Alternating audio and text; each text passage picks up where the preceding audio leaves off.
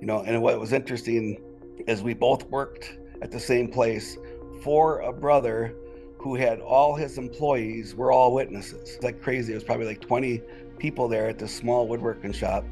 So I met with the elders in my congregation. She met with 3 elders from her congregation. We both had the meeting at the same time. They went in one room, we went in the other room. What was interesting is on the judicial meeting, one of the elders was the owner of the company that we worked at. So and I knew it was a no-brainer we were going to get this fellowship. It was like they didn't even really need to, meet with me. They just said, boom, you guys are done. But, they got to go through the whole rigmarole and share scriptures with you and blah, blah, blah. When they decided that I was disfellowshipped, I said, well, I got to come to work on Monday. So do I still have a job? And he looked at me and he says, well, I can't fire you for being disfellowshipped. And I'm like, well, that's good. Here I am, I'm getting married. I got a wife that's going to have a baby, and she could still work. So he said she could still work there too. I think I worked there maybe 3-4 days. And one day, and during this time, Brother Lett, Stephen Lett, was our circuit overseer.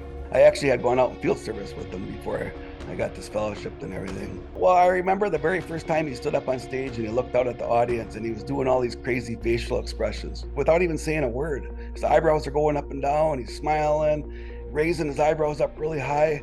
And I remember thinking, man, what's wrong with this guy? Is he having like a seizure or something? It was just like weird. But what happened was his Brother Lett told these elders in the congregation that had disfellowshipped me that I shouldn't be working there. So the owner of the company, who was an elder, and then another brother, an elder, come to work with their Bibles in their hand. And I'm like, oh, this ain't looking good. And he says, Harry, want to come with us in the break room? So I go sit with him in the break room.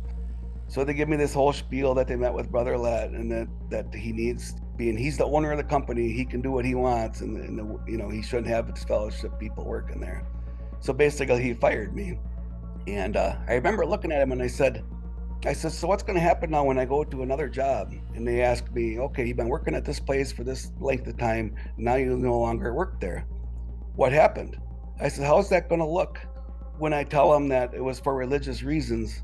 I said, that's illegal. And he looks at me real stern and he says, you do that and I'll just say I fired you because I didn't like you. And I'll never forget those words out of his mouth. And I'm just like, okay, whatever.